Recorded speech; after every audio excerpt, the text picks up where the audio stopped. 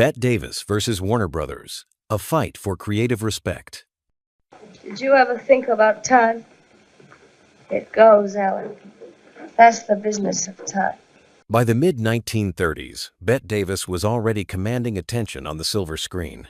Her striking performances in films like Of Human Bondage showcased her undeniable talent.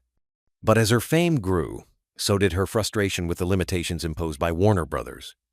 At that time, actors were bound by exclusive contracts that gave studios enormous control. Davis, eager to take on more meaningful roles, found herself trapped in projects she considered unworthy of her abilities. In 1936, Davis made the daring decision to leave Hollywood for England, defying Warner Brothers in pursuit of better opportunities. The studio quickly responded, suing her in British court for breach of contract, a rare and risky legal battle that captured global attention. In court, Davis argued passionately that her contract was unjust, comparing it to indentured servitude. Olivia de Havilland, breaking the chains of the studio system. I will attend to that. It's for me. Yes, miss. Graceful, poised, and admired for her performances in Gone with the Wind and The Adventures of Robin Hood, Olivia de Havilland seemed the epitome of Hollywood success. But few realized she was also one of the fiercest opponents of the industry's most controlling contracts. In the 1940s, de Havilland, like many actors, was bound by Warner Brothers' rigid agreements. These contracts typically lasted 7 years, but with a catch. If an actor refused roles, the studio suspended them without pay. And the suspension extended the contract. De Havilland believed this practice was deeply unjust. Determined to reclaim her autonomy, she took a bold step in 1943, filing a lawsuit against Warner Brothers. James Cagney, defying the studio to defend his worth. I did the particular thing in a picture called Angel with Dirty Faces, 1939. James Cagney, the fast-talking, sharp-eyed actor known for his tough guy roles in classics like The Public Enemy, wasn't just a screen icon. He was also a determined advocate for fair treatment in Hollywood.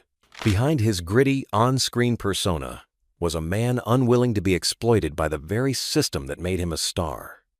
Cagney rose to fame in the early 1930s, becoming one of Warner Brothers' biggest box office draws.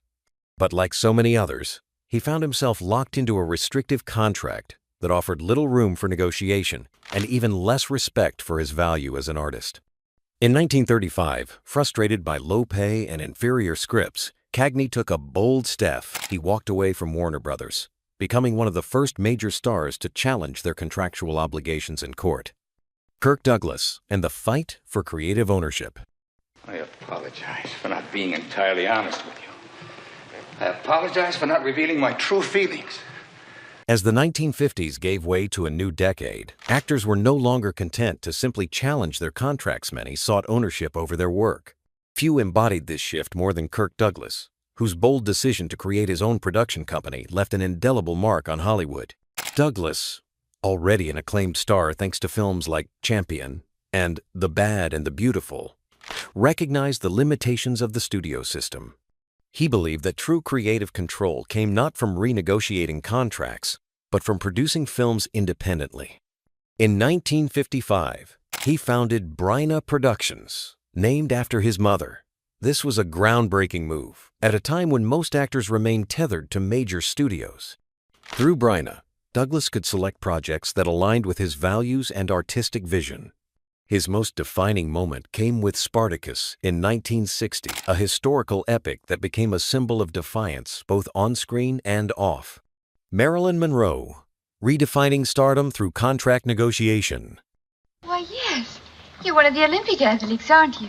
One of them? Sister, I'm the only four-letter man on the team.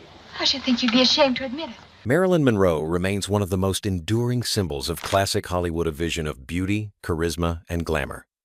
But behind her carefully crafted public image was a woman determined to rewrite her own narrative, especially when it came to her contracts. In the early 1950s, Monroe was quickly rising to fame under the watchful eye of 20th Century Fox. But despite her box office success, she was often typecast in roles that emphasized her appearance over her ability, a reality she resented deeply. By 1954, Monroe had grown frustrated with the studio's refusal to take her seriously as an actress. She walked out on her contract, refusing to work until changes were made a daring act at a time when studios wielded immense power. Elizabeth Taylor commanding Hollywood's first $1 million contract. Honestly, Jordan, you make me sound just awful. By the 1960s, Elizabeth Taylor had transcended the silver screen to become a global icon, known for her beauty, talent, and bold spirit. But her impact on Hollywood extended beyond her acting. Taylor's historic contract for the epic Cleopatra marked a new era for actor compensation and negotiating power.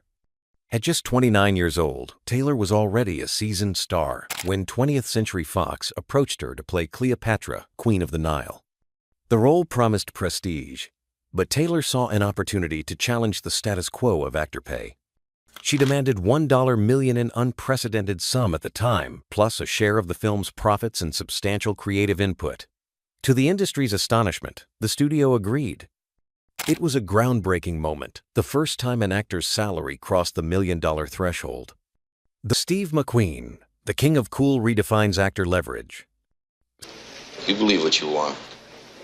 You work your side of the street, and I'll work mine. Steve McQueen, often dubbed the King of Cool, was known for his rugged charm and magnetic presence on screen. But behind his effortless persona was a man acutely aware of his worth and unafraid to rewrite the rules of actor contracts. By the late 1960s, McQueen had become one of Hollywood's most bankable stars. Hits like The Great Escape and Bullet cemented his reputation as a leading man who could draw massive audiences.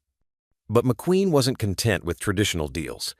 He wanted more than just a paycheck. He wanted control. For the Thomas Crown Affair, McQueen negotiated unprecedented terms. Not only did he secure a significant salary, but he also demanded profit participation, a share of the film's earnings, something reserved for only the most powerful figures in Hollywood. Paul Newman championing fair pay and artistic integrity. None of this weed scratching. Now, I'm talking about a job that'll give me a white shirt and a black tie and 3 squares. Paul Newman's piercing blue eyes and undeniable charm made him one of Hollywood's most bankable stars by the 1960s. But beyond his on-screen charisma, Newman was a principled negotiator who believed that actors deserved fair compensation and that their work should reflect both quality and conscience. As Newman's fame soared with hits like The Hustler and Cool Hand Luke, he became increasingly aware of the disparities between a film's box office success and how actors were rewarded. By the early 1970s, Newman had become known for his firm contract demands. He secured back-end deals, creative approval rights, and insisted on script quality, refusing to be part of projects that didn't align with his artistic standard. One of his boldest moves came with The Towering Inferno, a big-budget disaster film that saw both Newman and Steve McQueen negotiating parallel deals, ensuring they received equal pay and on-screen billing, a rare and strategic power play in Hollywood at the time. Sidney Poitier, breaking barriers and demanding equal respect. You say you don't want to tell me how to live my life. Sidney Poitier wasn't just a trailblazer for African-American actor. She was a determined force who reshaped what opportunity, dignity, and compensation meant for performers of color in Hollywood. By the late 1950s, Poitier's talent was undeniable. His performances in The Defiant Ones and A Raisin in the Sun challenged stereotypes and captivated audiences worldwide. But Poitier understood that breaking barriers on screen wasn't enough. Change had to happen behind the scenes, too. At a time when black actors were routinely underpaid and marginalized in contract negotiations, Poitier stood firm. He refused roles that demeaned his dignity and demanded fair pay, script approval, and creative respect, conditions rarely granted to performers of color. Barbra Streisand building power through production control. The reason I wrote the book in the first place was because I couldn't get 2 of the movies I wanted to make. Barbra Streisand emerged in the 1960s as a singular, talented voice that captivated millions and a performer who defied industry expectations. But beyond her extraordinary vocals and acting ability, Streisand became a pioneer in using production power to reshape contracts and creative authority for women in Hollywood. As one of the few female superstars of her era, Streisand faced the same industry pressures that constrained so many before her. Studios sought to control her image, her roles, and her creative choices. But Streisand, known for her determination and vision, refused to accept the limits imposed on her. In 1972, she founded Barwood Films, her own production company, a revolutionary act for a woman in Hollywood at the time. Warren Beatty, the actor who negotiated total creative control. You have. No. You don't understand. I was not afraid of marriage. By the late 1960s, Warren Beatty had built a reputation not only as a charismatic leading man, but also as one of the shrewdest negotiators in Hollywood. His landmark contract for Bonnie and Clyde revolutionized how stars could influence production and set a bold precedent for future generations. Bonnie and Clyde was a gamble. The project faced rejection from major studios, and few believed in its artistic potential. But Beatty saw its promise and used his leverage to secure unprecedented control. Instead of taking a standard salary, Beatty negotiated a producer, credit, profit participation, and significant say over the film's development, from casting to final edits. His deal was rare for an actor at the time, granting him influence typically reserved for studio executives.